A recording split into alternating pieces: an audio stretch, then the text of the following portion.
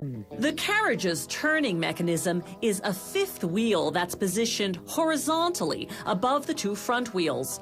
Workers weld the fifth wheel to the carriage's steel frame, then weld the boarding steps to the frame. Until now, the frame has been positioned upside down. Now they turn it right side up to install the driver's seat. First, they measure carefully to ensure it's perfectly centered.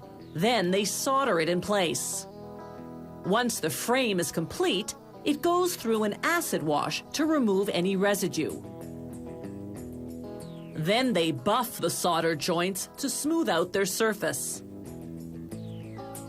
The carriage has drum brakes. Workers install them onto the axle, then assemble the steel springs that make up the suspension, and bolt them onto the axle as well. Next, they connect the brake line. Then they install the whole assembly under the carriage's frame. Like in the olden days, they make the wheels out of wood. Metal isn't flexible enough to withstand bumps in the road. They use ash because it's a very hard wood that also doesn't rot easily. Workers position 16 spokes around a steel hub. They clamp the spokes in place, compressing them against the hub. Then they secure them with nuts and bolts.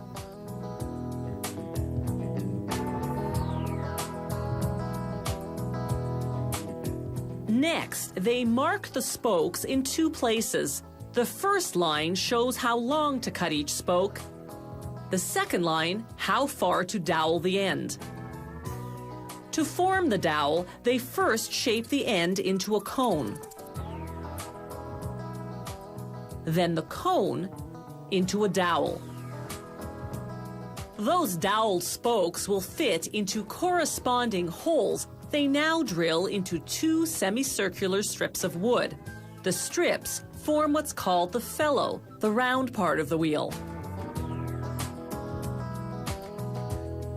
Workers tighten the hub, then press a steel band called a channel against the felloe. They cut the channel to size, then solder the ends together.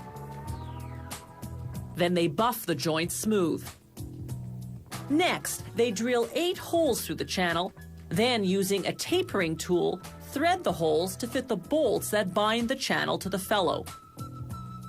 Finally, they tighten the bolts with a special gun. The tires are made of rubber. They contain 2 steel wires to hold them in place over the wheel. Workers grease the channel of the now painted wheel so that the tire will slip on easily. Then they mount the wheel on the automated tire installation machine, which pulls on the wires, installing the tire tightly over the wheel. They weld the wire ends together using bronze solder this time for a stronger joint. Then, here comes the high-tech part, they bang the wheel on the ground 4 or 5 times until the distance between the tire ends closes, covering the welded wires inside.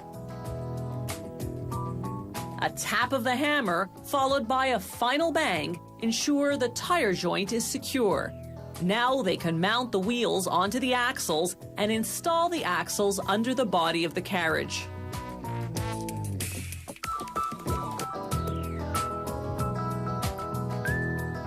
After testing the fifth wheel and the brakes, it's time to apply the finishing artistic touches.